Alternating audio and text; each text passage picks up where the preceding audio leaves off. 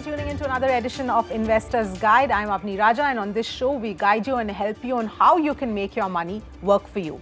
Now, on today's edition, we are going to be talking about what are called as sectoral funds. They're also known as thematic funds. It is one category of mutual funds that's a little complex in the kind of risks that one has to perhaps bear if one chooses to invest into this category. So there are a lot of things that one needs to be aware about before deciding to put money into this category of sectoral or thematic funds. Now, to understand what this category is all about, joining me is Feroze Azeez of Anand Rathi Wealth Management. Feroze, thank you for joining us, and the topic today is sectoral funds or thematic funds, and this is, while it's an interesting category, I think the first thing to highlight here that this is not perhaps for novice investors. This is for investors who have been doing it for a while and who understand how the stock market functions and how this category actually works. Yes, Avni, you're right. This category, as the name suggests, sectorial or thematic, is a little higher risk kind of category. So a beginner could stay away from it, and somebody who has actually gone through the learning curve of investing for a few years may want to venture into it. So a sector fund or a thematic fund, again, as the name indicates, sector fund invests all the money collected. The fund manager collects all the money and invests all of it in one specific sector or a theme in which there could be a few sectors, 2, 3, 4 sectors. So to give you an example, if you're looking at a pharmaceutical sector fund or a healthcare fund, as they are also called, the companies which will be chosen by the fund manager to invest all the accumulated money across thousands of investors is all of them are going to be in the healthcare sector, pharmaceutical company. So that's why it's called a sector fund. If I gave you an example of a thematic fund, could be an infrastructure fund. Infrastructure as a theme might encompass cement, could be construction, could be the L&Ts of the world. So a thematic fund is a little broader than a sector fund, but both these categories have a more pointed, more focused approach where the fund manager invests in very similar businesses, not diverse businesses.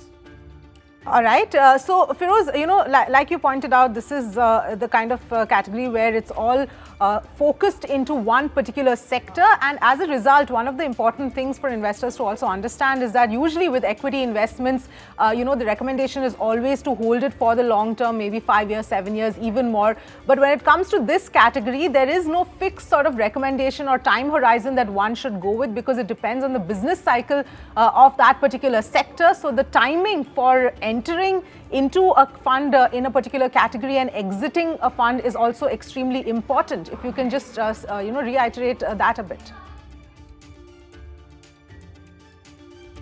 Yes, Avni, I think sector funds are not a very long-termish bet, because if you look at investing for 10 years in a sector fund, then you would be actually getting a return equal to the rest of them, rest of the safer categories, and you would have taken more risk to get similar returns. So sector funds, the investor needs to be very agile, very vigilant, also be conscious of when he or she wishes to exit, because sectors don't do continuously well for long periods of time. They do performances in pockets. Now, for example, 3 years back, I'd recommended healthcare. For 1 year after I had recommended, it did nothing, and then made up for all the lost time in the last 2 years and gave stupendous returns. So point is, now would be the time to probably quit a healthcare sector. If a person doesn't do that, then holds on for the subsequent 5 years, he or she may not get significantly better returns than the rest of the categories. So exit is very important, because sectors don't unilaterally move in one direction forever. So you will have to be far more vigilant, and that's why, like you rightly said, Avni, this is not meant for those who are completely hands-off and new investors. Right. So important to highlight there, Feroze, like you mentioned, this is largely for seasoned investors because the returns, in fact, can be inconsistent.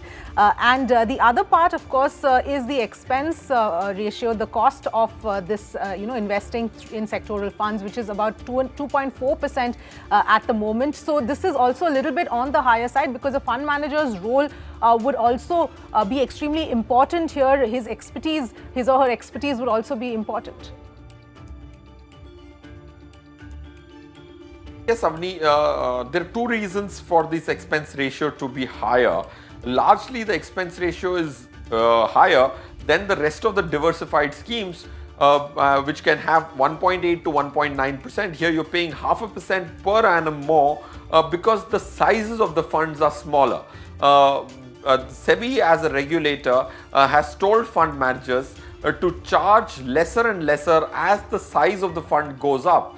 Since sector funds are going to be smaller in size by nature, so the fund manager has the flexibility to charge more, and the fund manager capitalizes on that flexibility given and charges that 0.5% more. If you go to a diversified fund, you might have 50,000 crores, but sector funds would have 3 to 5,000 crores at maximum. So the potential for the fund manager to charge you more is high, and that card is being used by the fund manager to capitalize on the profitability which they can create. Okay, so let's assume that we're talking about a seasoned investor who is looking at investing in sectoral funds. How should one sort of approach this category in terms of how much should be allocated? How should one decide which sector to sort of go and invest in at the moment? I think, Avni, if you're investing in a sector fund, firstly, you have to create a core portion of the mutual fund portfolio and a 10 to 15% tactical allocation to make your portfolio more interesting and little icing on the cake kind of approach.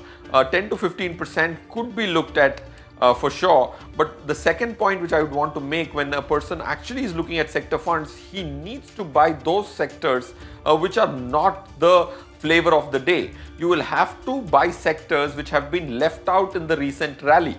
Like today, healthcare sector would have lived its course, but a banking still has headroom because it has not reached its peak. So the most important tip to a sector fund investor is don't buy the sector which everyone else is buying. Buy the sector which today is not in flavor, which will catch up with the rest of them, and that's when you will not be chasing your own tail. You will be ahead of the curve. So don't go with the herd mentality when it comes to sector selection or sector fund selection, to be more. Right. And Feroze, finally, if there are investors who are sort of looking to educate themselves, learn about this category, if they want to start investing in sectoral funds, what is the kind of research it would require? How should they go about doing that? I think there are about 8-10 different themes or sectors which are possible. Choose 3 to 4. A person who wants to research should not open the entire Pandora's box. Make a choice of 3-4. Could be the FMCG, banking, healthcare, automobile. These could be the core sectors which are represented very well in Nifty.